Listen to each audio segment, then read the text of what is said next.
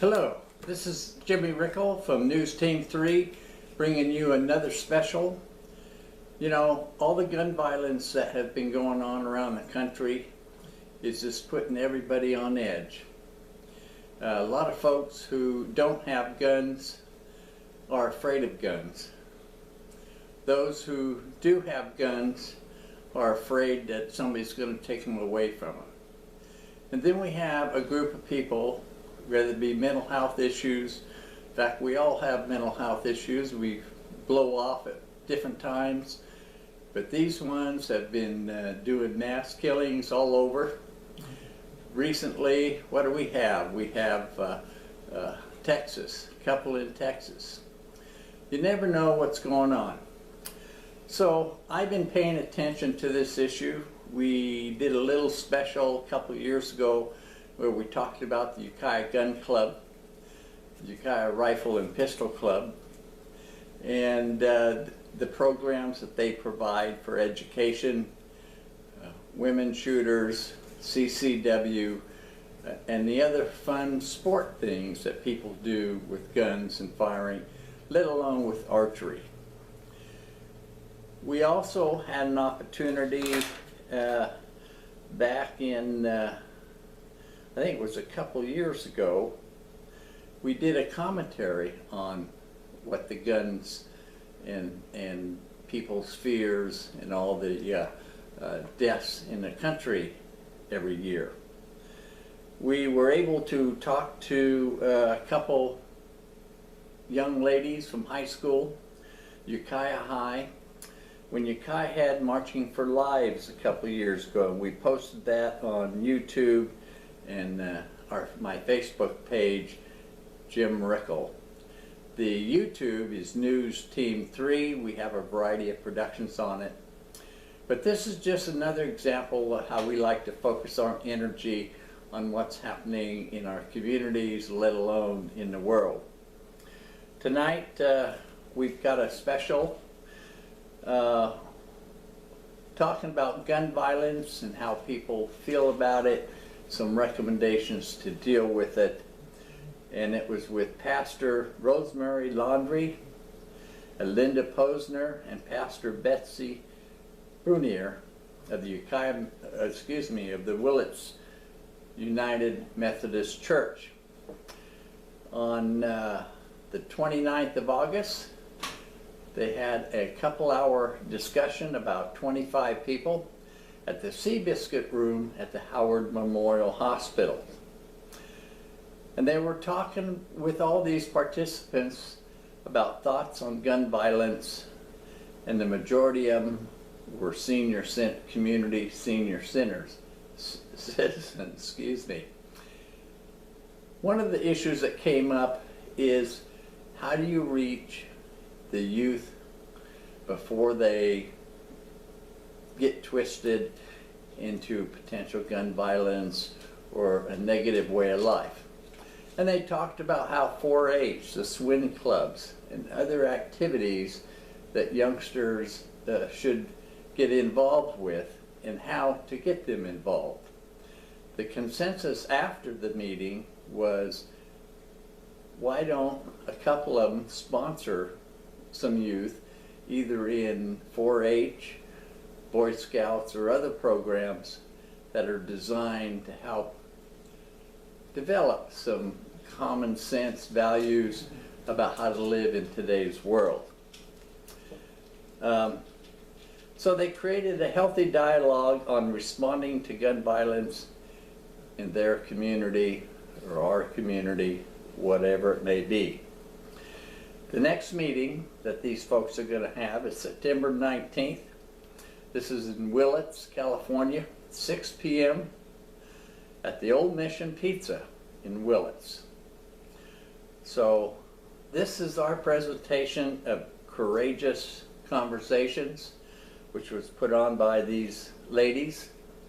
We found out about this particular meeting by focusing on gun issues. We went to a California Rifle and Pistol Association meeting in Ukiah, and Kathy Graham and and that organization, California Rifle and Pistol Association, talked about the legislative issues that are coming up and so forth and so on. So what we decided to do was follow up that there was going to be a meeting talking on gun violence in Willits. We were able to do that. We went there and did some videotape. Basically, I sat down at a table along with some other participants, had my camera trying to shoot video of individuals' conversations. So it may be a little jerky in between individuals talking because we haven't done any editing to this program. We may cover up some of the movement, but generally what you see is what went on. So we encourage you to give us feedback on this particular program. And if you want to participate in sharing your views on gun violence and the gun issues, the new laws, the general fear that criminals will get guns anyway, there probably won't be any banning of high-powered rifles. California has over 300 laws. I don't even know all those laws affecting gun violence, gun ownership, so forth and so on. Basically, background checks is now required for every person buying a gun. In essence, you take your driver's license and you take another form of residence and you go into any particular gun shop, you figure out which gun you'd like to own, a rifle or pistol, what may it be.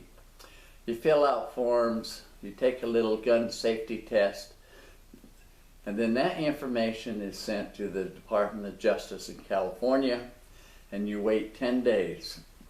Now, the Department of Justice can either approve or reject because of prior history, whether you be a felon or if there's some other issues involved. And if they do reject, then you have the opportunity to communicate with the Department of Justice, normally by letter, and help resolve those particular issues. And then you can pick up your gun and do sport shooting, target shooting, whatever it may be.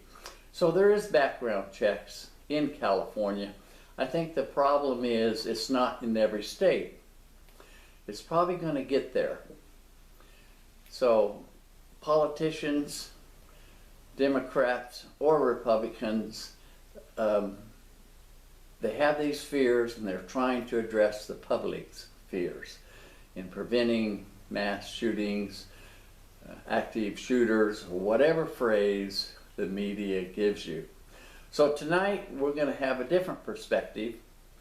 The ladies from the United Methodist Church put on a great presentation.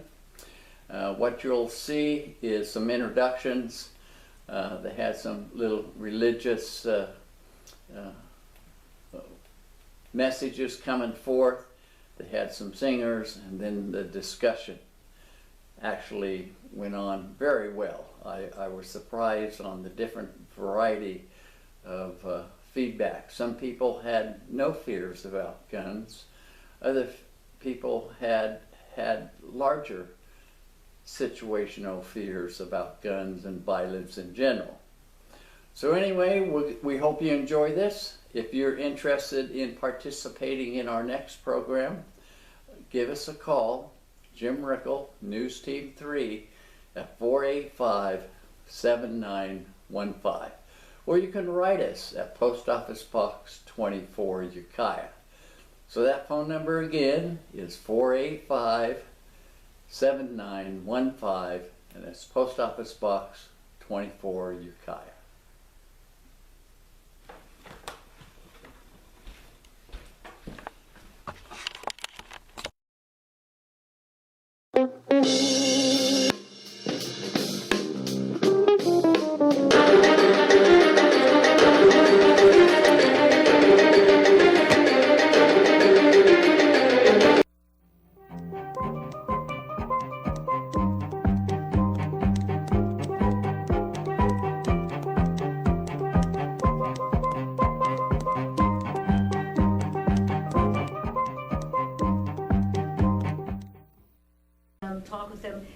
And it's young people who really we want them to be involved. I mean, we're not all off the caucus in here, but I mean, we're not the youth of this community, and we're very important, and our gifts are important.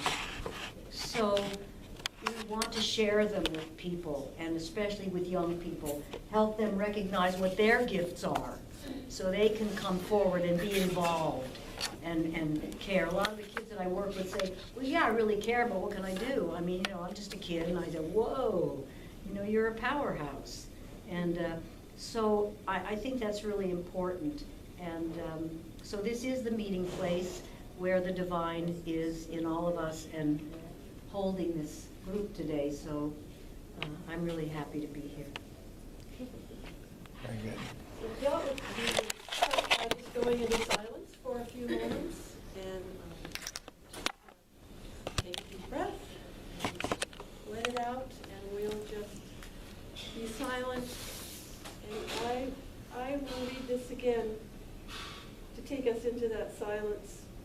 And remember, we're creating holy ground out beyond ideas of wrongdoing and right doing. There is a field, and we're meeting there.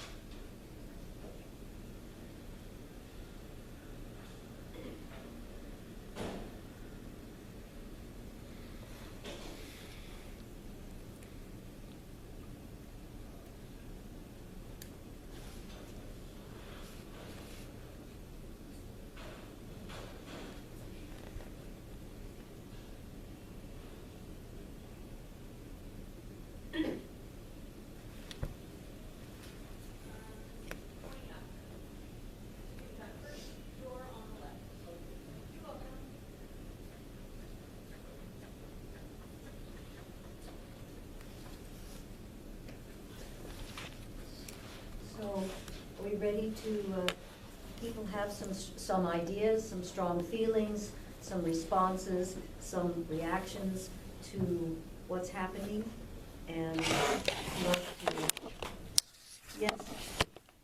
Say hi. Want to start? Well, I came here to listen.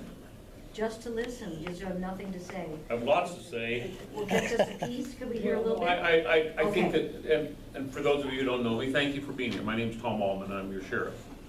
And I've been in law enforcement 37 years, and I've certainly seen carnage, but I'm a very strong gun supporter. I've seen guns protect people.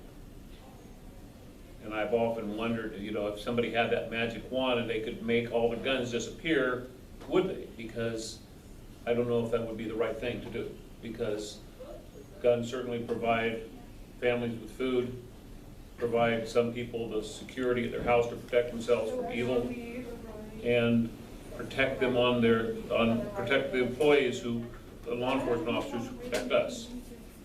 And if we assume that a law is passed that guns are to be turned in, then we have to be reasonable and realize that there will be many, many bad people who don't turn in guns. Certainly, there was an era in our country where guns were more talked about and open, and the violence was not there. I'm 58 years old, and I certainly remember as a child or as a high school student going hunting after school and being able to legally have a gun in my truck that was unlocked in my parking lot. A sociologist certainly would be able to explain this much better than me, but the pie pieces that are in this problem include single-parent families or no-parent families. They certainly include video games, and they certainly include a decreased morality that our country is facing in ways that at least I've never seen before, with even getting religion out. You don't have to be religious to have morals and to have convictions. Yeah. But the morality and the convictions that our country was based on, in my opinion, are lacking, and evil is triumphing. And so as your sheriff, I see gun violence with suicides. We're 11th in the state per capita for suicide. I see violence with homicides, and certainly with marijuana crimes involved. So I want to listen, because I don't have the answers to all this. Nobody has the answers to all this. And I can clearly say there is not one answer to this. There's no utopia. Nobody can walk across water and they're perfect. All of us make mistakes. Thank you, good. And so here we are at a small community, hoping, praying, wishing that we never have to face this. But if we face it, we face it. And our communities faced bad things before, and we can face it. So Thank you. there you have it. Thank you. And before you start, I'm calling you, but could you say your name nice and clear so we all know who you are if we don't know already? My name is Steve Rada. I'm just a regular Joe. To expound on what the sheriff was saying, especially with the school shootings, there has been a very large correlation with psychotropic drugs being administered to these shooters. And when they get off their drugs, they get squirrely.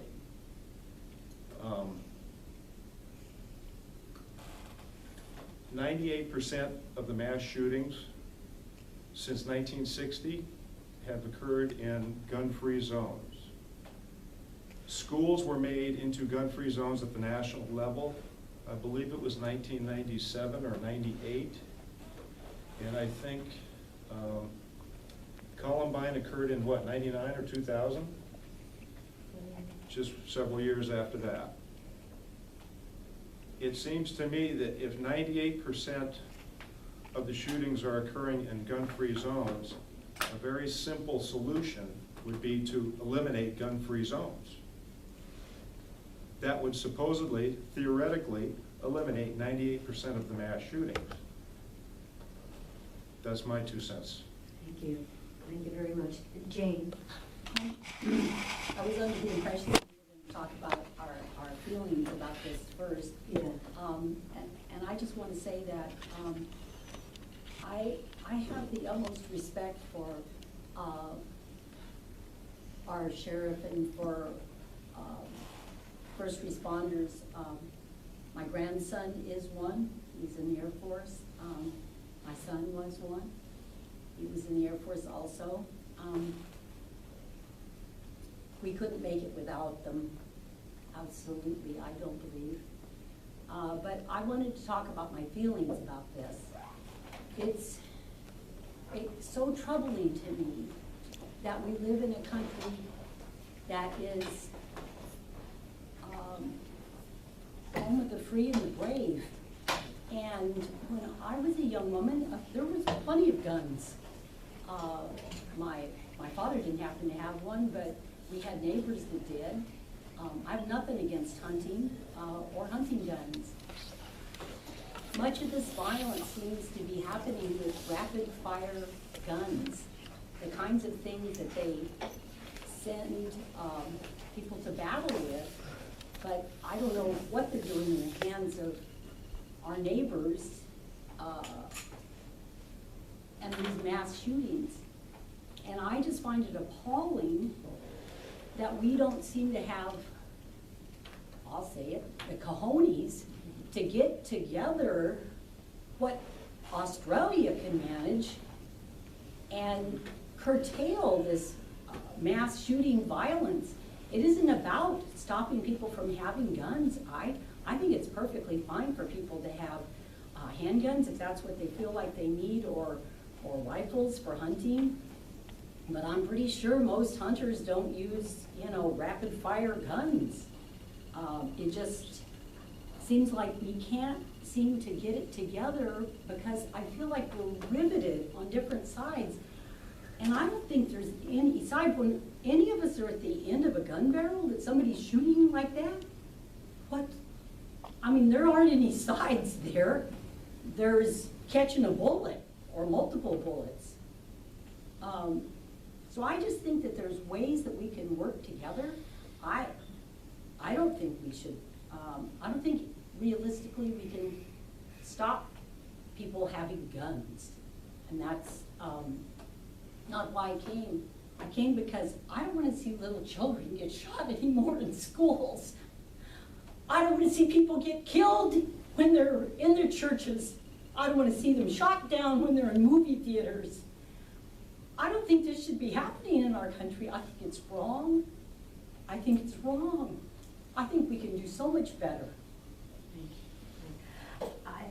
Yes, Janae, I just wanted to say one thing, and remind you so strongly of this sense of separation and isolation with each other even.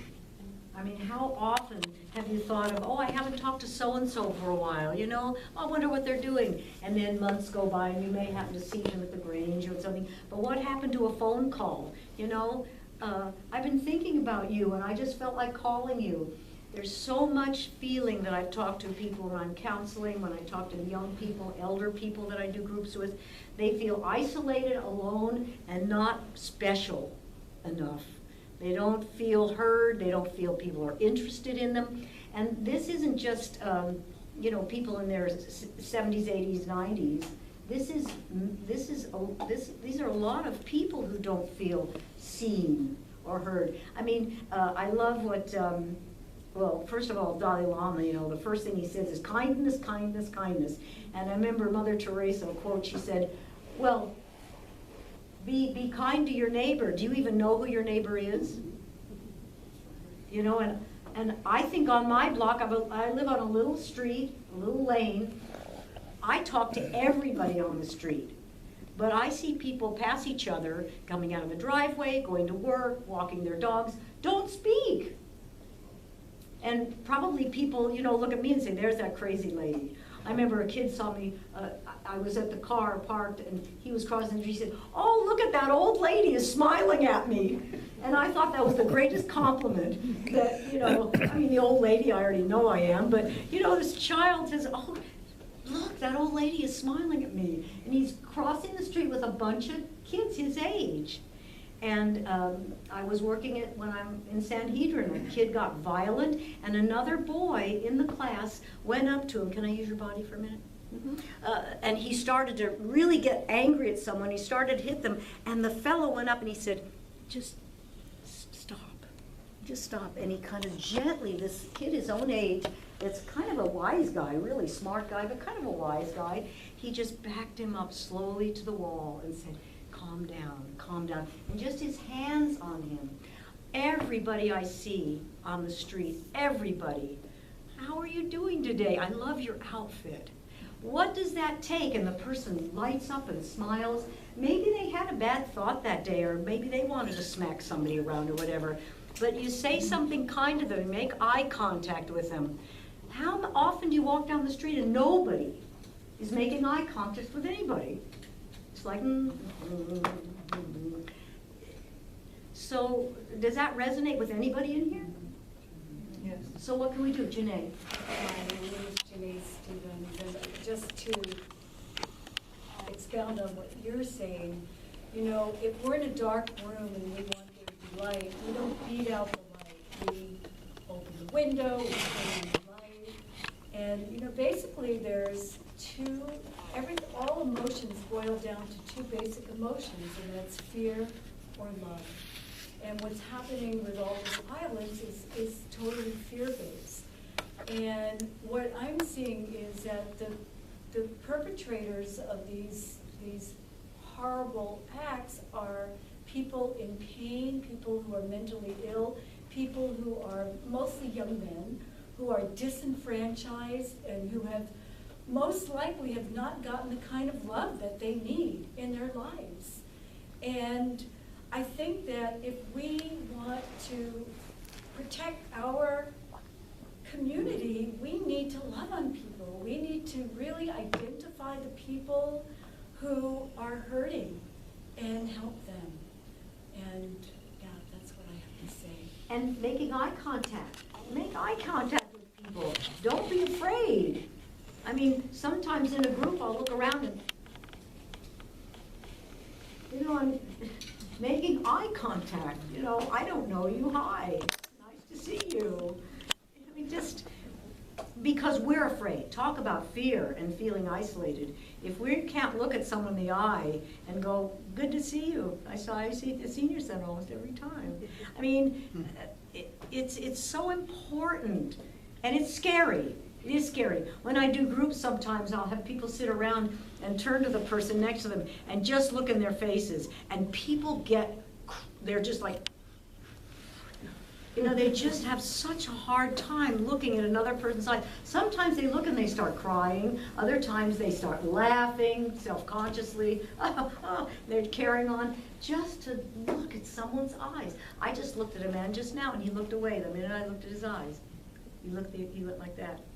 I'm not going to point him out because that would be embarrassing, but that just happened just this second. Now, I mean, I hope I don't look horrifying and terrorizing and scary, but maybe I do. Maybe looking at somebody and smiling is threatening to people. But let's change that. Let's change it. Rosemary. One of my biggest, the reason I really wanted to have something like this in our community is because whenever we hear about stuff, shootings right away in terms of let's take guns away. And there's so many of us that want to see an end to gun violence, but agree with you, Tom. No, those of us that are wanting to see the end of gun violence don't want to take away everybody's guns. And sometimes I wonder if people hear that that's not our goal. Our goal is to prevent the violence, and I don't care if it's one person getting killed or if it's 27 people being killed in our communities. We don't want that. But sometimes I get frustrated because I feel like we jump to one side or the other of the argument. And instead of really coming together and saying, this is how I feel, and this is how I feel, and wow, we're on the same page there. I had a great conversation with a woman from the Northern California Gun and Rifle Association. Anyways, there were things that we were really on the same page with, and it was awesome to have that conversation, to really, be on this one topic and be on, I don't have a gun or a rifle, and whatever she has, but we were on the same page for something because it had to do with the love and safety of our communities. And so I get frustrated because we don't have these conversations to understand each other. Thank you. Yes, Arlene. Hi, my name is Arlene. I have to admit that Columbine, when it occurred, it was like, it was over there. It was this distant thing. And I began to realize that as each one has happened, I personally, living my life doing what I can, knew that there was a horror and that people were in pain, and yet it was over there. And I think what happened is that good old Facebook, Gilroy had happened and all this other had happened, and I was still separated somehow. Was that denial? I don't know. Was it fear? I'm not sure I had fear. I had a growing horror of what was happening. But thankfully, it hadn't touched my life in a way where I lost someone, when that really makes it hit home, and you're sad and angry, and all the other, frustrated, anxious, all of those things, fear, happen. What really set me back and touched my heart was a thing on Facebook where a young 13-year-old, I'll start from the beginning, there was a business who had multiple people who worked in the warehouse, and they were being given a workshop on a shooter. What would they do if a shooter came in? And so they had invited someone to come and talk to them about the things that they need to be aware of in case a shooter came in. And the person who came in to teach them this was a 13-year-old girl who had been involved. And when she started telling them, this is what you have to do if a shooter comes in. You have to find a corner, and you have to curl up underneath the table or in a place to hide, and you can't make a sound. You can't sob, you can't weep, you can't even breathe heavy, because you are taught that that makes them target you. And she went on to explain other things, like if you're hiding in the bathroom, you have to get up on the toilet seat and squat so your head isn't showing on top. And when I saw this young woman teaching these adults on how to protect yourself from a shooter, I got hit in the heart with all of the feelings that I think everybody else was feeling has had it in their face of losing someone, or being shot, or having to hide, or having to figure out what to do when that happens. So the immensity of my feelings have brought me here tonight. I have no answers. I agree with the statement that this problem has different sections of the pie in it. There is the isolation. There is the, I don't want to judge all of those pieces, but I believe that because I understand the separation that I had, that there is a numbness that many, many, many people have, and there possibly is causing them not to step forward with that look in your eye. I mean, if you've ever walked in New York recently, you don't look at a soul, because you don't know what you're inviting.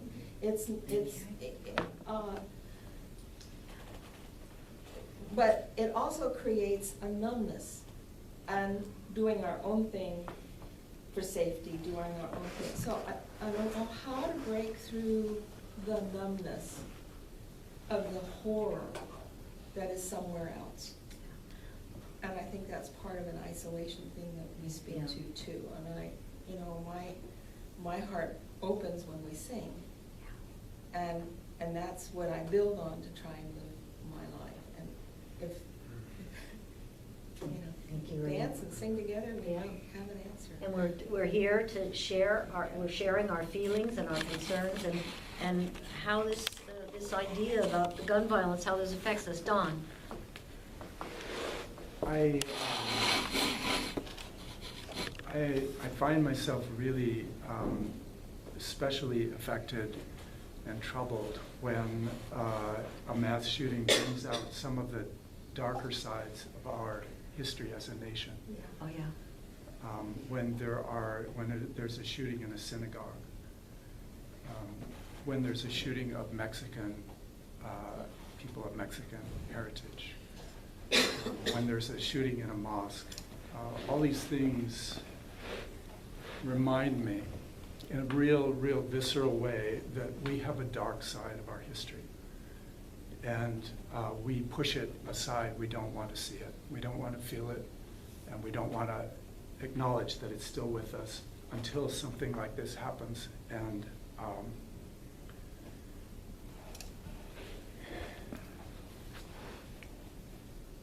it leaves me speechless, that part of it. I was a part of Emmendale Corral was invited to be a part of a theater production in Berkeley, a play called The Events, which was about this subject. It was a play that was written about, it was based on the shooting that happened in Norway of all the children. And in this play, the protagonist is a choir director, and the choir is on stage the whole time.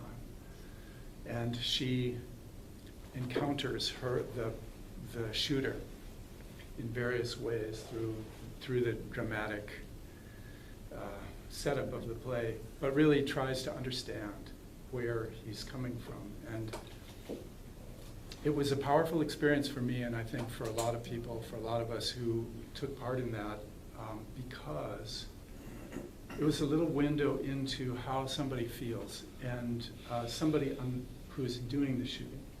How do they feel? What are their feelings? What's going on? What's going on with them?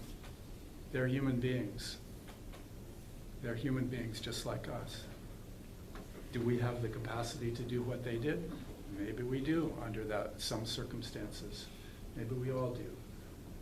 But I think part of the puzzle is to try to understand what's going on that side of things. What's happening to these people who are so isolated and who then get channeled into some kind of a hate situation, and then maybe have such an easy time to get a powerful weapon.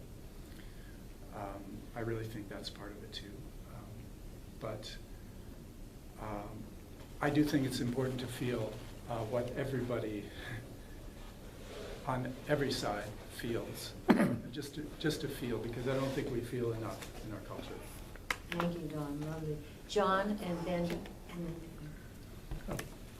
Well, as a teacher, and I was a teacher at the high school when Columbine happened, and that was the first time that it really woke me up to, hey, this could happen here, right? Before that, it was always like the post office, right, and those kind of situations. And all of a sudden, I had a student in my class who would wear a trench coat. And then all of a sudden, he's coming in going, everyone thinks I'm going to be a mass murderer at this, And it was very difficult. And then since I've been at the elementary school for the last 10 years, we have to do, shooter drills, active shooter drills. And you have to get those kids down on the ground, and everyone has to pretend like something's going on, and you have to be totally quiet, and it's a very intense situation, and kids end up crying, and it's just, the one statistic is there's 150,000 students in school today who have had active shooters on their campus. And it's just an incredible statistic that we have to, as a society, we're living with. I have a teacher friend in Long Beach whose son was at that shooting in Las Vegas from the MGM. And he was 21 years old, and he got shot and wasn't killed, but totally mangled inside.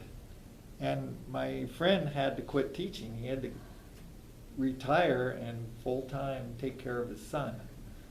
I think that the frustration that I feel is that there's all these common sense kind of laws that we could be passing, not taking guns away from people, but like when people can have silencers on their guns, or you can't pass a law that says we can trace the bullet, or these cop killer bullets or whatever they have. You can't ban those things. You can't ban AK-47s. For me, it's very frustrating that we don't move beyond that and get to what most people agree is common sense. So it's a tough situation. I agree with what Don said about, I teach Hispanic kids, and I feel for them because, after this El Paso situation, where they were, Hispanic people were targeted, or black people, or Jewish people, it's just, it's sad. Yes. So. Thanks, John. So, Say your name. my name's Jennifer Sophie, and acknowledging people saying hi comes in very handy. This morning, I ran into Don, backed up, stopped to say hi, realized I didn't put my bridge in. I was going to work and going to court with no front teeth. It's really worth it. I grew up in New York City, and guns there are used for one purpose, and that's to kill people. And New York City, because there's nothing you can hunt unless you're going rat hunting or cockroach hunting. It's not, it's concrete. I lived in Corpus Christi, Texas, and when I was pregnant with my son, I was held up twice at gunpoint, working in a convenience store while I was pregnant with him, once at the beginning, once at the end. They took whatever money there was and left, so I was okay. I hate guns, but what my feeling is has nothing to do with somebody else's right to have or own a gun and go hunting and that kind of thing. What makes me crazy is people having these automatic weapons that spit out all these bullets when there's no reason for them to need that unless they're in the military. Part of what I think causes some of it is, if you look back at history, there were the people back in China hundreds of years ago, where they pit one group against the other, and oh, this is going to happen to you if you don't take over these people. I forget what the name of the wars were. It's happened in the farm worker movement, where you have different ethnic groups that came in at different times, and the growers would pit one group against the other.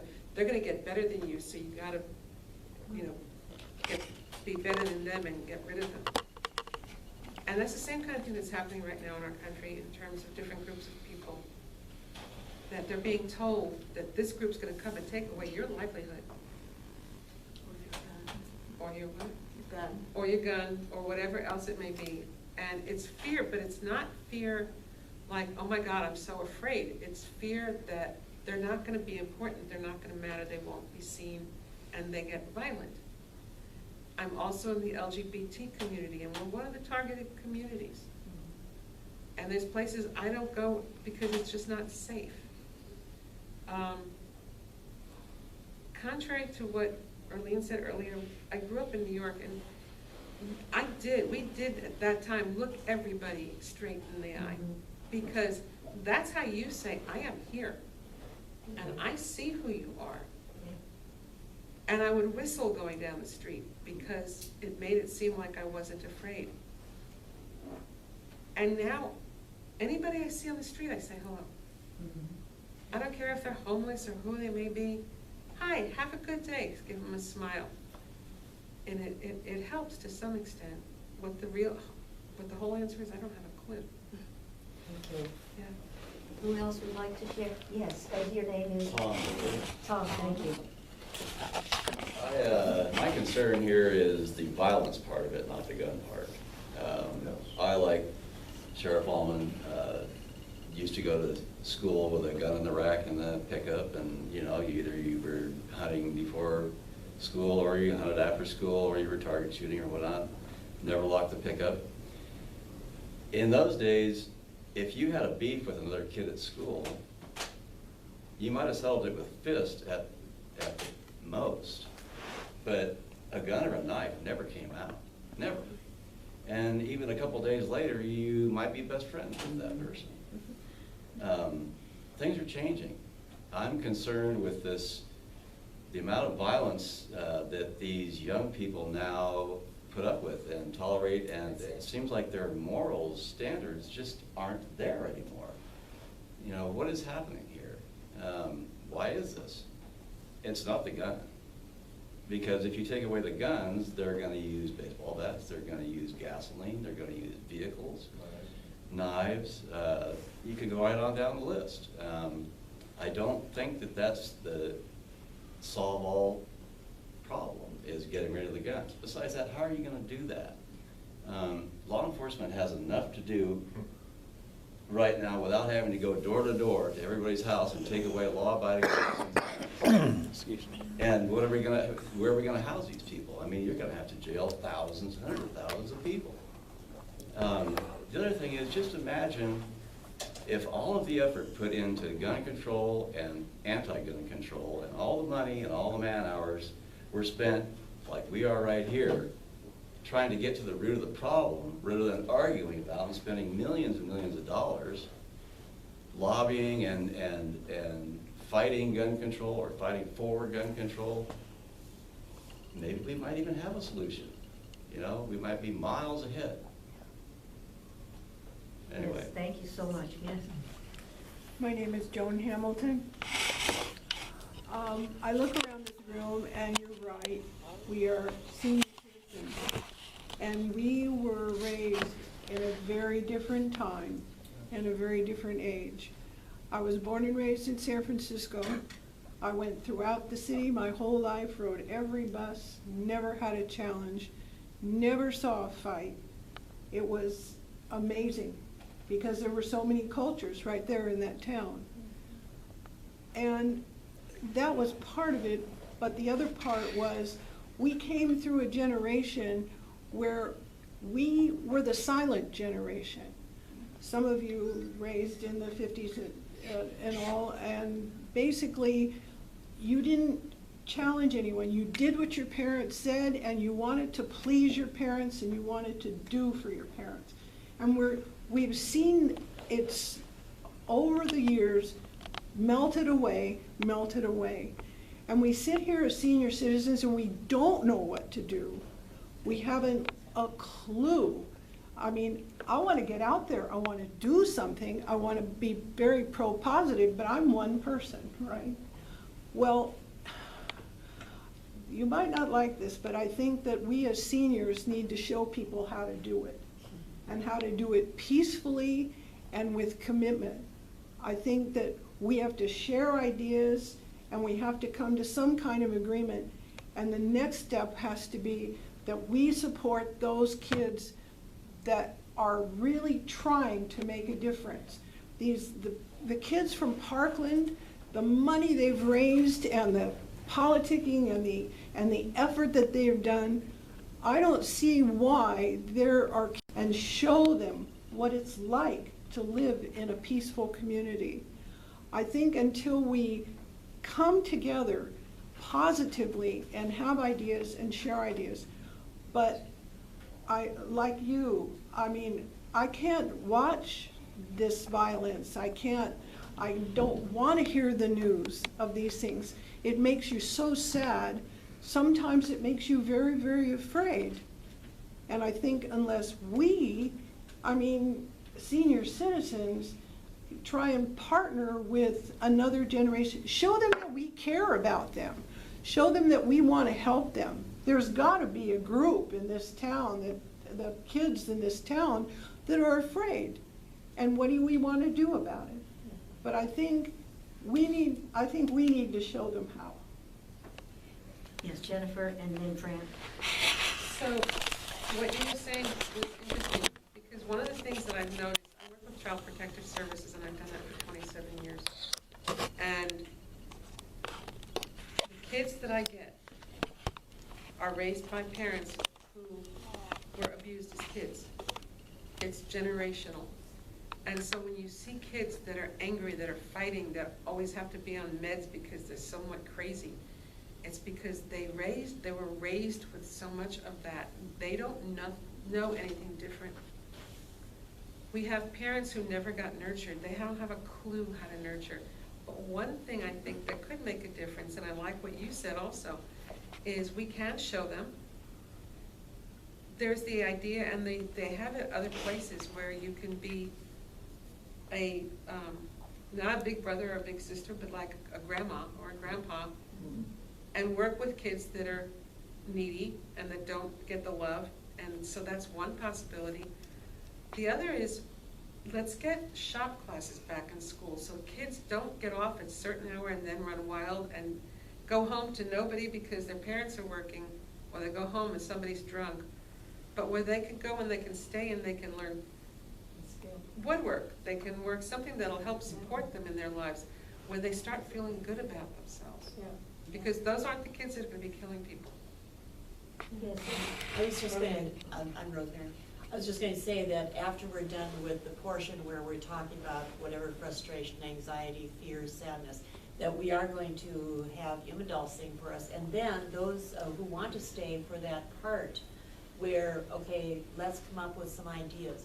Because I agree too, it's a pie, and I have a very passion for mental health. And this blaming mental health is stigmatizing mental health. And so they're already stigmatized. People with mental health problems are often more, they're more apt to hurt themselves instead of anybody else. And so I'm afraid that when we start blaming mental health, it's true that these people that are doing shootings, whether, you know, probably have a mental health problem, but it's born out of anger or fear or rejection or something like that. It's not the same kind of mental health problem like many of our family members or friends might have. So also working on things like mental health is another part of that pie. So for those of you that want to stay and talk more about what can we do, wherever part of that pie you're interested in, I invite you to stay for that part. So let's continue talking about how we're other feelings too. Okay, Fran. Linda? Yeah, I have a little different perspective maybe. I grew up in a country town. People hunted, people had guns. It's a matter of course. I have, you know, my father had them, my brother had them. He used to shoot woodpeckers out of the kitchen window. I now have nephews and other relatives who live in this same town, in this country town, and they have guns. And they're good kids. They're, you know, gung-ho. One of them wanted to go in the Marines as he got out of high school and found out he couldn't because of health reasons. He was devastated. But he's still, you know, his Facebook is full of guns and automatic guns, and they glorify weaponry, but that doesn't make them bad, and it doesn't make them, you know, something to be afraid of. And I think that those kids too, if we can reach out to kids who are gung-ho kids and incorporate their input. I'm sure they don't want to, you know, be put in a box with other people who might shoot up a school. And yet that's where somebody who didn't know this particular nephew that I'm thinking of would be put. And I have a son who has played video games his whole life. Every kind of video game that, you know, horrifies adults is the most gentle boy you ever want to meet. So we have to be very careful how we box people and how we make assumptions about them and get their input and get their thoughts too. And what I'd like to say again, kind of, how many of us see young people on the street or doing something interesting and talk to them? How many people do that? Raise your hand. Look, how many people don't? How many people don't? Because why not? Is it because you don't have anything to say? You're not interested in them? You're not, I mean, I was walking on the street and a couple of, it looked like a kind of a small gang were walking. I live on the Harms Lane, and they're walking all together, talking and laughing. And I said, hey guys, hi, you know, what's up? And we started talking, and I invited them, and somehow the conversation got to cold drinks or something, and I invited them into my house. They came into my house, sat down, they showed me pictures they had taken on their cell phones that were incredibly beautiful landscapes. They were talking about what they loved to do, and they were like 15, 16, 17 years old. And now every time I see them, it's like, hey, you know, and how many of you, why don't you? Why don't you? If you were my mother, I would say, if you did that again, Mom, I'm going to send you to the nut house. Because, That's your fault. well, I'm sorry, I Afraid see the she's gonna evil get in the hurt? world. and What's your question though? Why don't we walk on the street where there are kids, or why No, don't we no, talk why to don't kids? you talk- I don't walk on the street. Who goes walking on the street? We're old, we usually drive. I drive to the store to get my groceries and I go home. I don't walk on the see. street. Okay, I'm sorry. I live so much in town, I walk everywhere. I'm sorry, well, that's a good response, thank Please be you. careful. Yeah, I walk always on the street and I feel safe. Anyway, but I hear what you're saying, I respect that, yeah. Anybody else have anything that you like to do that's skillful or wonderful or just how wonderful you are? Or are you just here to And say? then- Oh, you're just here to sing. No, we're gonna make you do more than that. So, I belong to Rotary, and so does Tom. John Haschak was our speaker today, and Don Willis was our speaker last week, and Rick is in Rotary. We actually bond together to move the community upwards. And does it work? Well, it certainly doesn't hurt. What does that mean, bond together to make the community look better? Exactly what does that mean? When you got like 50 people, you can lift a 10,000-pound log. But you Yeah. do more than, you don't lift a log. What do you do? That's a metaphor. I know, I'm asking what you actually do. What do we actually do? Yeah. Okay, so what we actually did was we just raised 53, how much did we raise? We helped, 5,000. we helped raise 55,000 for the, Come on in, for come music in. and the arts in the schools, though. Yes, You know, okay, last so that's week's what, starting okay, point. so, we also give scholarships. Okay, that's what we do as a group. As individuals, I'm pretty sure that most of us are pretty friendly towards young people. So, I just read this thing within the last month, that just, Jane has a saying that she likes to say to me, like, perfection is the enemy of good. If it's gotta be perfect, it's never gonna happen, and like, quit doing this. I don't wanna hear about it. So, this thing that I read about was about a bunch of men, I don't know where it was, I think it might have been in New York or something like that, in New York City, in Harlem, I think, that they started a thing called, it was a club for boys without dads.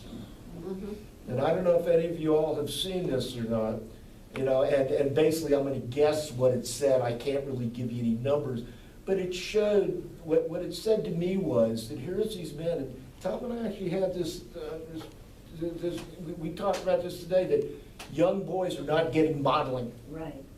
Okay, it's like they used to have cotillion, to teach the debutantes the correct way to be amongst, other people. I think that a lot of young men in our schools here don't have the knowledge of how it is to be nice to other people, how to be kind. I think that it's just not been part of their life, and for me, it's easy. I try to be kind to everybody. But if I'm talking to a young man who goes home to nobody, or grandpa's drunk and they gotta wait for mom to get home, that young man can benefit from being around senior men. And I'm not leaving women out of this. I think that girls don't have it quite as, as intense as guys say, I'm interested in doing this. Now, I get a lot of ideas, and some of them get traction, and some of them don't. Okay, but this is an idea that if anybody else is interested in doing this, I'll try to set up the first meeting. I'll go talk to them at school, and I'll give it a shot, and we'll see what happens. So what is it, review again briefly what it looks like, what that program is. So what it looks like is you get together with young guys, you have a pizza, you just get to meet them, not one-on-one. This has to be a number of men and a number of young men. And we just talk about what's life like for you, okay? Well, here's what and you can, it's like anything else, like being a doctor. You diagnose where they're, what they're missing. What ages are you looking at, Dickie? What ages do you think? Between what and what? I'm looking at taking any kid that wants to come in. I don't care if they're at the school or not. I don't care if they're 40 years old. So would it be something that you talk with other men about and then go into the schools and present them in the classroom kind of thing? This is the kind of thing where it's like cotillion. I think we're getting off Yeah, track. we are getting off. Anyway, thank you very much. And I'd also like to ask, are you videoing this for a purpose? Yes, ma'am. We weren't informed that this was to be a videotape. Okay, I'm Jimmy Rickel. I do local access television. Part of my role since '90 has been presenting stuff like this to the community. that doesn't hear this, doesn't see this type of stuff. And I think what's important is everybody's dialogue. I've gone through changes myself the last 3 years, and so I decided to focus on this particular issue and create some programs, put it on local access TV, because I really think we have to be consistent in this dialogue. I'm You just just saying can't- that that this wasn't announced, Yeah, that you you need were to here. ask people Yeah, if that's okay. I just confirmed with Rosemary this morning that it was actually going to happen. We needed to know. Okay, I'm sorry. He didn't confirm that he was gonna videotape it, so I didn't say yes. No, I Because we're just, just about to all charge at you. Just joking. All right. Any individuals who spoke should be asked for permission if you're going to show anything that they said. sure, if they don't want me to put any of their dialogue on, I'll be happy to not do that. Yeah, no, I think it's a great idea, but it needs to be announced and asked ahead of time next time. Okay. Thank you for the intention, it's great, and the idea is wonderful, yeah. I've been doing this since '84, public forums and things like that. I've learned over the years I don't always ask because they'll say no. I just do it. Well, I guess I'm a little bit shocked. Does anybody think this is a private meeting for Yes, people over I the age thought- of 50? I don't. Really? I absolutely don't. I think this is a meeting that we should be Was this invitation inclusive only? of the No. community. Okay, because I got the impression at Rotary at lunch today that it was some sort of a secret. Dickie announced it and Tom said he was coming, but nobody said what we were talking about, which I was a little bit shocked about. Now we're saying people are surprised it's being filmed? I mean, are we all afraid of something? No, just. Well, then why are we, I mean, this is a public forum, Yeah, hold on, right? yeah. Okay, so let's, Isn't this a private forum? let's get past this. Hold on just a minute. It was it was published, It was in the paper. it was in the Yeah. paper, okay, but it's still something that, no matter, it's a respect thing. And you need to ask people before you videotape them. So let's move past this discussion about whether it's public or private or anything like that and get back to Our feelings the about guns. essence of the program. And if people do not want to be on that videotape, could they please give their Yeah, names just to him? let me know. I'm Jim. And then we'll get on to the rest of it. Yes. Nancy? Well, I was glad that Dawn brought up that a lot of these shootings are aimed at people of color, of different religion. Because I think for me, what I need to look at is my own racism. And the race, we all need to do that. We all have racism. That we might like to say, oh, I'm not racist, but we all are. And an example of that was, quite some time ago, I would see a group of boys of color on the street, and I thought gang. And I went, oh my gosh, Nancy, I'm Nancy Nana, by the way. Oh my goodness, why am I doing this? And so I think we all need to be aware that we start thinking those things and realize that a lot of these shootings are aimed at Jewish people, all kinds of religion, Hispanic people, and there's a lot of hatred. We all talked about a lot of hatred. We've talked about that in this room, and a lot of it is aimed at minority people or people of color or people of different religious persuasion. That's all. Can I say Yes, something? yes, Ricky. I'm sorry that I came late, but my name is Frank J. and I'm sorry that I came in late, but my wife here in the hospital, so I just wanted to come in and just let you know that I know that you're all in here, and my prayer goes out to everybody that this will be a successful meeting, and Our please prayer carry goes on. out to your wife. Thank you. Do you want to, you can stay, Ricky J, if you want to, please? She has sepsis, not sepsis, but she has diverticulitis. Okay. But she's getting better, and she should be out on Saturday. You're welcome to stay. Thank you. Thank you. Okay, dear. Thank you. Nice to see you. All right, take care.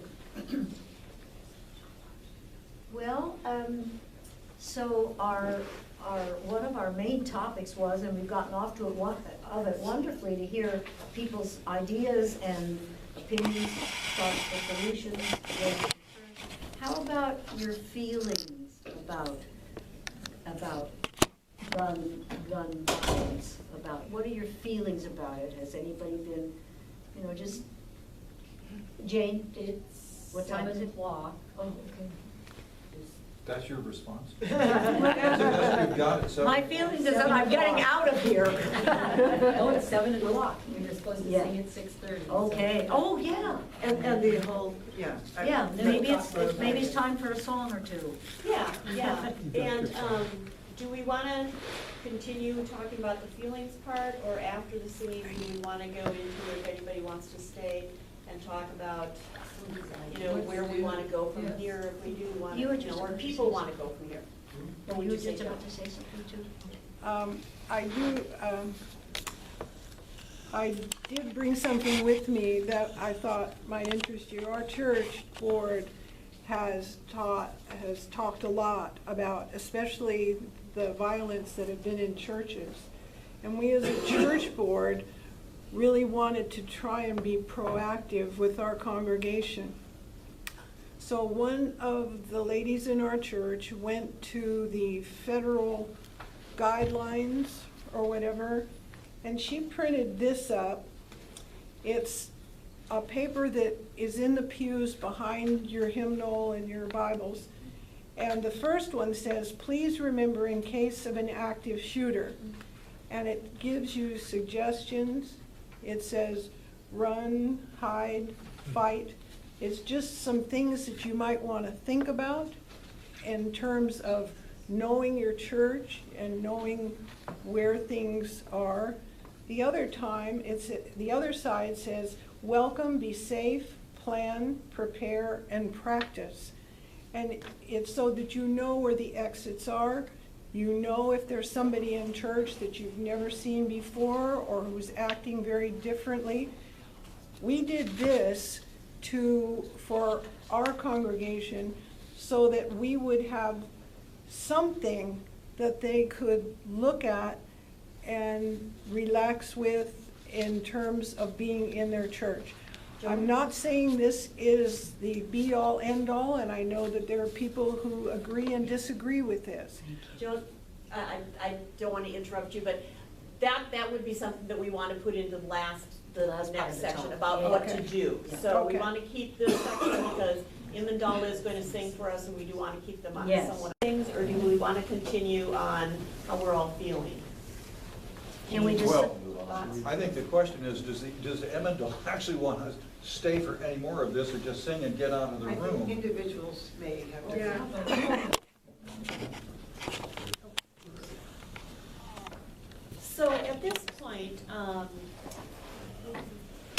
we're open for discussion about the many pieces of the pie that maybe people are interested in, and ideas that people have, or thoughts, maybe it's thoughts you've had, even if they haven't really gelled into anything. For example, mine is, my passion is with the mental health, and I would like to see a way that we stop blaming mental health issues. If maybe that would be, I'll write letters to those in higher places saying that, you know, that even though we need to spend more money on mental health, that we can't keep blaming everything on mental health when there's a crisis like that.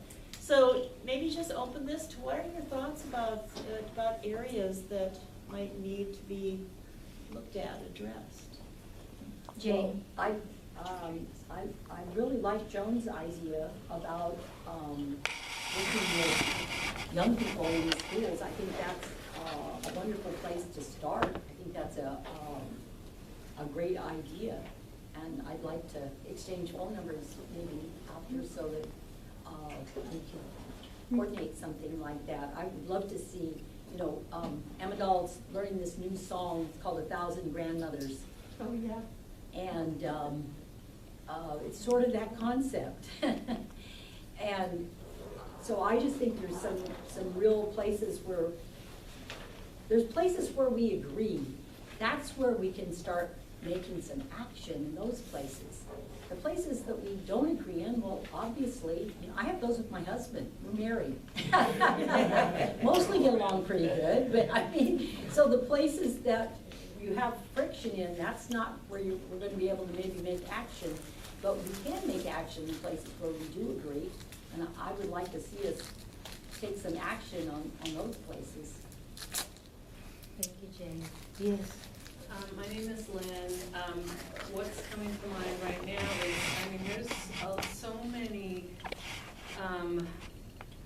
groups that are trained in nonviolent communication and that do trainings and teachings and that, and offer workshops. And I just think there's so many resources, you know, in the greater community to pull on. And I actually know people who were school counselors in Ukiah and Willits who did that kind of thing. Like anger management and stuff like that. Yeah, it's really it's kind of community building, but with really well-trained facilitators, and they can work with kids, or, you know, they work with prison populations or just the general public, and they teach skills. There's skills that anybody can learn, and it's really about you know, going a little bit deeper into what violence is, and you know, creating a safe space for sharing, and how to learn to communicate with each other in a way that's less reactive. And I mean, honestly, just I went to a nonviolent communication training workshop with that's run by Quakers, and that was in Santa Rosa. So anyways, I just thinking we can all use that training, but if you want to support young people to learn those skills, you know, early on, it's just so, and it's something you take with you all throughout your life. Thank you, Lynn. Could I just say one more thing? So I also was, there's also programs in cities that cities are having success with, that is approach to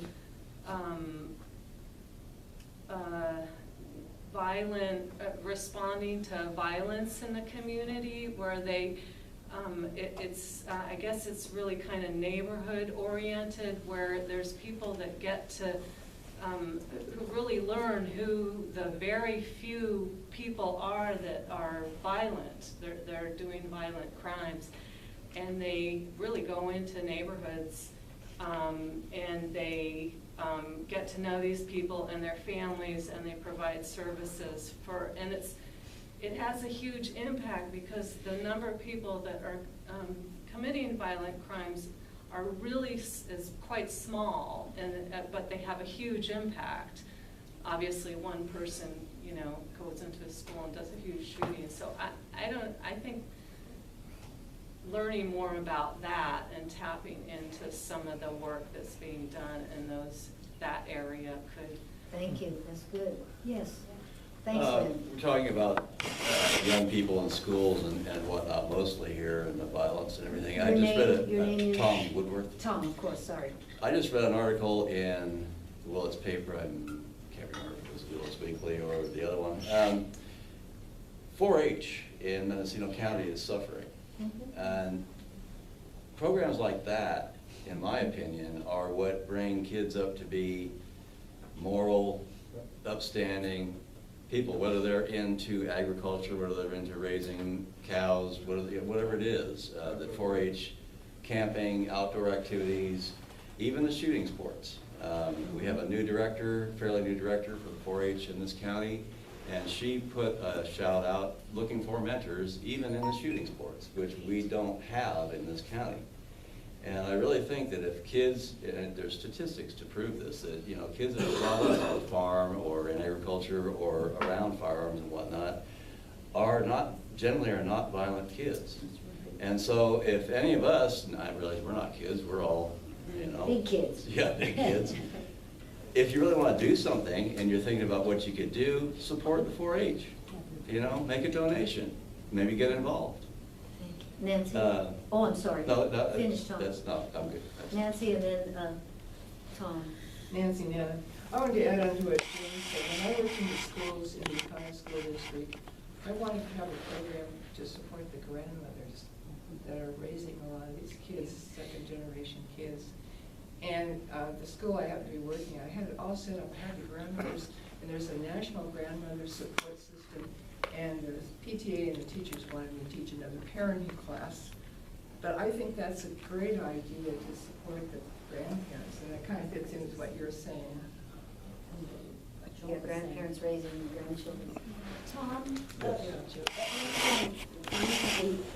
don't want to embarrass you, so you can just tell me to be quiet. I don't get embarrassed, so it's Look the okay. other way. But you seem to have I want to know where you are at this point with all this concerning violence and gun issues. What do you think some of the answers or things that we, sitting in here, or people that we know, young people that we work with, like, you know, I work with a whole group of kids that are young. What do you think is Well, the answer? first of all, and I appreciate the question, because if you notice something tonight that's happened, is we've talked about the individuals who are on the firing side of the gun. That's who we're talking about. But whenever there's a mass shooting, that's not the main topic. The main topic is, it was a gun. It was a gun that did this. And we as society do not use that same analogy when there's a drunk driver that kills 6 people. We don't say that 68 Chevy killed 6 people. Right. We say there was a drunk driver. And it's so important that we focus on the sociology of that individual who is the shooter. Mm-hmm. Now, I'm going to say something that, and this is being videotaped, and some people say, well, I'm a rude person for saying this, and I'm not saying this out of rudeness, I'm saying this out of fact. I walk the jail twice a week. I make eye contact with most inmates twice a week. I know many of their grandchildren. I mean, we have full diversity in our jail. We average 270 people a night that sleep on look-at. If there was one commonality of who's in jail, for the most part, it's young white men between the ages of 20 and 25 that were not raised in a household with a male. And I don't want to sound argumentative when I say that, because there's some hard-working single moms out there who bust their butt and do more than I've ever done to make sure that their family of 6 kids gets healthy food and clean clothes and they have a place to sleep. But they don't have a dad. But they don't have somebody who puts their boot in their rear end when they screw up and the accountability is lost. So, and I was, trust me, I was raised by a disciplinarian father from North Carolina. I'm sure his father was a little bit more disciplinarian. But I have my faults too. And I really want us to think about this, we are talking about the shooters. And we as a community want to wrap our arms around people who have been neglected, and that's good, that's what we do. We haven't lost the focus in this group right here, that it's just the guns, because I know many guns that have never killed anybody, never shot anybody, you know, they've never been fired. So, and I understand that some guns are bad, trust me on this one. I'm a member of NRA, but I'm not a person who says that we should have metal jacket bullets that can go through bulletproof vests and fully automatic machine guns. I'm not saying that at all. I'm saying that there seems to be there has to be a time where we as society can agree on some aspects of this. My sister is an educator. My sister is a retired assistant school superintendent from Nevada County. And she is so anti-gun that she doesn't even want law enforcement officers to carry a gun on the school. I mean, it's very, very, we don't agree on a lot when it comes to guns. And I asked her a hypothetical question. I'm not trying to play a game here, but I asked her a hypothetical question once, and I'm going to ask you. I want you to assume of 2 schools in the exact same city, and the schools have the same number of kids. All right, are you with me here in your mind? Mm-hmm. One school says only legal guns are there, and the other school says no guns allowed. So there's two questions to this. Which one would you send your child or grandchild to? And many people would say, I would send them to the no guns allowed. And that's fine, I certainly respect that. But then my next question is, if you were a bad guy, which school would, and you wanted to do as much damage as possible, which school would you go to? No gun school. You would go to the no gun school. So there has to be a reasonable conversation where we talk with each other and we don't yell at each other. Because some people yell so loud we don't hear them. So talking is where we have to come to the rational conclusion of saying, where do we go? We don't want to make our schools look like prisons with metal detectors and concertina wire around and gun towers. But on the other hand, we have to protect the most innocent culture in our society, victims of our society, citizens of our society, from bad people. So, and with all due respect of mental health, let me just say, and I'm a person whose brother committed suicide, and my brother was mentally ill in Humboldt County, and he committed suicide with a gun. And I've been very active in improving the mental health resources in our county because there have been serious connections of mental illness to people who want to do serious damage. And I don't want to ostracize mentally ill people by saying, oh, you're the people who do school shootings. And I don't want to say everybody who does a school shooting is mentally ill. That's not it at all. But there certainly is a correlation between some of these individuals, these loners, who are either not medicating, self-medicating, or stop medicating, who knows what, and it's happened. In Willits, for those of you who don't remember, we have had 2 families annihilated when a person in the family made a decision to take themselves off serious mental health medication. And in one family, 4 people were killed in 5 minutes, in the other family, 5 people were killed in 5 minutes.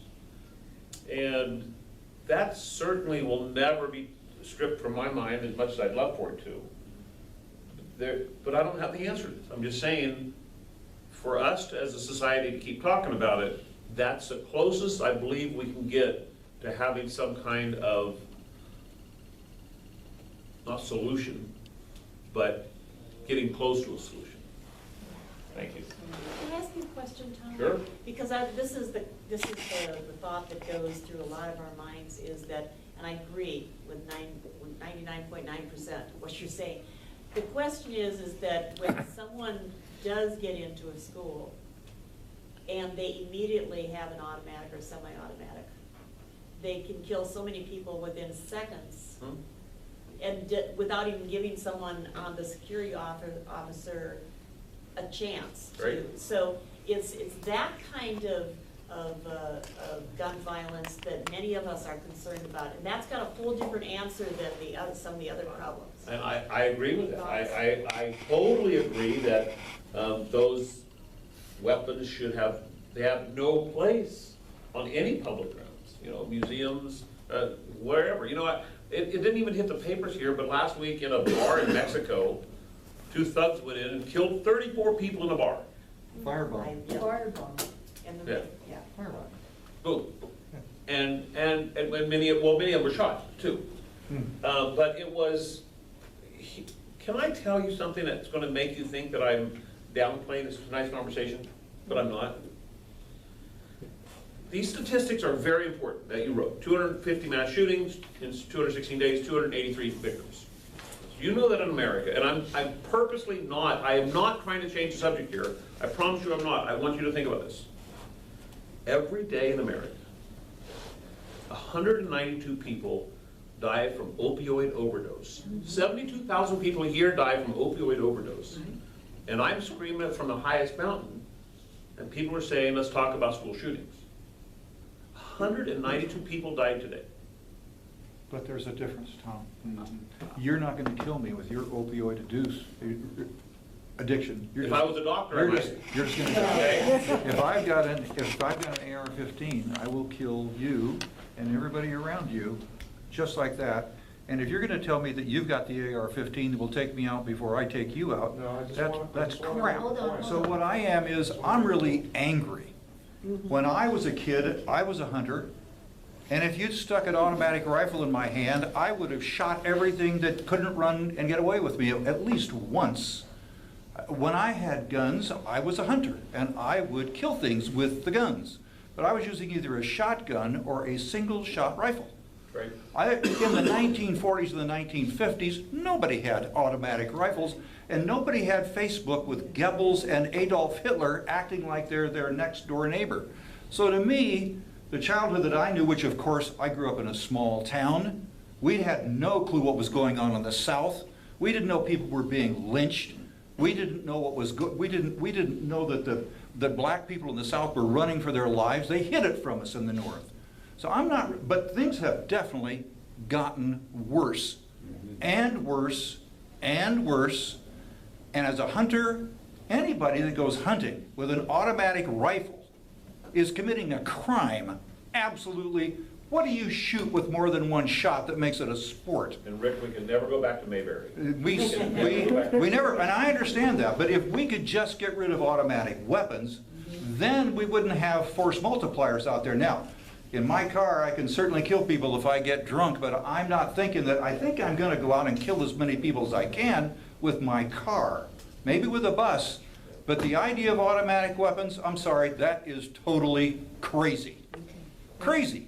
And I had a friend who was a lawyer, and when they announced in this state about 20 years ago that they were gonna do away with automatic weapons, what was the first thing he did? He was about 20 years younger than me. He and his brother went out and got Mac 11s. And I said, what'd you do that for? And he said, well, because if I don't get it now, I might not ever be able to get it. What will you do with it? I'm just proving my point. I'm an American. I can have an automatic weapon. You're throwing around the term automatic weapon like everybody's got machine guns. They're not machine guns. They've Machine been guns illegal were in the United States outlawed for in years. 1934. Yep. You have to have special permission from the government to have a machine gun. Every weapon that we're talking about here, and every one that's been used in every one of these mass shootings, has been a semi-automatic. You have to pull the trigger every time you want a bullet to go out of it, just like a revolver. The kid that was in the last shooting that shot, Was a that shot everybody semi-automatic in weapon. 30 seconds? In 30 seconds? You can move your finger pretty fast. That may very well But the be. thing is, Okay, wait, listen- hold on, listen. hold on. One at a time, please, yes, finish. The point I wanted to make before was, if you walk into a building that is locked off, has 300 people in it, they're all kids, and you're the only one in there with a gun, maybe you have 2 or 3 guns. What difference does it make whether it's a semi-automatic rifle or a revolver? You've got all the time in the world to reload, and nobody's shooting back at you. You're And those still are the the boss. You're still gonna incidents we're talking commit about. mass carnage. Yeah, yeah. You're still gonna kill people like they were nothing. It doesn't matter whether it's a revolver, a pump-action shotgun. The Navy Yard shooting was done with a pump-action shotgun. He killed, what, 7 or 8 people in no time. All right, hold on just a minute, yeah. Dickie and then Nancy. So, Tom might be the only person in here that's combat trained.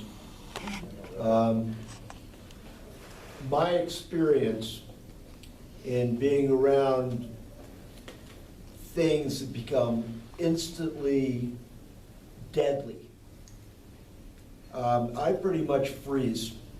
And I'm not known to be somebody that walks away from anything. There's a certain kind of training that when you go into the service, you have to learn how to be able to shoot and keep your brain clear. I understand, I understand about taking care of varmints and things like that, I do. Any person that I know, other than Tom, most likely, isn't gonna be faced, if they're in that position where they're carrying, and there's somebody that's drawing on other people, I don't think you're gonna be able to get your brain together to draw on them. It's happened before. Okay, well, I just heard about, Okay, hold several on, hold on. instances this year. Okay, yes, Nancy. I would like to get a conversation back to what we do granted, and we all have different viewpoints about the guns. And Tom's right, we're just talking about the guns, we're not talking about the problem. What are we gonna do about the dads, the kids that don't have any dads? And, you know, Dickie, you had an idea. Yeah. Hello? Yeah, but Dickie's idea sounded like the Boy Scouts, and they're not doing so well right now. I mean, Really? would anybody trust their grandson or their 12-year-old to a bunch of guys? You have to get parents' permission to have them in a group. Well, the Boy Scouts had the same issue. I'm not sure that that's going to answer the problem, unless this boys group going to be run by women. I don't see much reason in our society to trust my kids, who are 10 years, my boys, who are 10 years old, to another adult male, given the existence of what's happened in this country. And I was a Boy Scout, and my Boy Scout leader was a great guy. But that doesn't seem to be what's been going on the last 20 years at all. Okay, thank you. I just number one, I think, you know, when you're talking about the fear of leaving a young child with adult males, that's one of our problems right here, I think, in our country's fear. And, you know, I certainly would send my girls to Boy Scouts and Girl Scouts. Churches have pastors that abuse kids. Do we not go to church? We do. Teachers abuse kids. Do we not send our kids to school? We do. So I think that a lot of you, you know, when we're talking about the guns, you know, I think part of the puzzle is, do we understand? So maybe part of that pie needs to be having someone from from a rifle or a gun association or the NRA come and talk and explain guns. If there's a mental health piece, maybe that's what another, you know, whatever your passion is. We're not going to come with any of these solutions tonight, and that's why I have the follow-up courageous conversations for, there's a little picture here. But I think that as we're talking tonight, not necessarily coming up with the solution, but talk about what our feelings are, you know, mental health, you know, lack of fathers and families, communication. What other pieces of that pie is there that we want to continue this conversation about?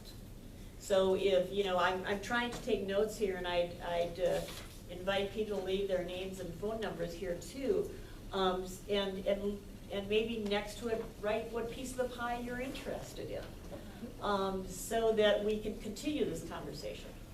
Because we're not going to have a solution by the end of the night, and that wasn't what we intended this to be either. Jane? I just wanted to say that, you know, I heard someone talk about 4-H, and my late husband was a teacher, and he said the difference in kids that start off not in 4-H and then end up in 4-H was huge. Their grades improved, their attitudes improved, and so I believe that we can come up with other answers that we can agree that might help move things forward, like what Joan was talking about. I just think we have to have a little more time to work on them and make some progress. So that's one of the reasons why we set the following date in September. It's going to be the 19th. It'll be a Thursday evening as well, and it'll be at Mission Pizza. They have a little separate room there to use. We thought we'd choose the same time, 6 o'clock to, like, I don't know, 7:30 or 8. And any of you that are interested in furthering the conversation, I'd love to see you there. You can get a pizza or a salad or whatever there. Well, we have 4-H in this county, right? Yeah. We have Boy Scouts, right? The thing is, they're financially in trouble right now. Well, Old Mission Pizza is down at the far end of town in, what's that shop?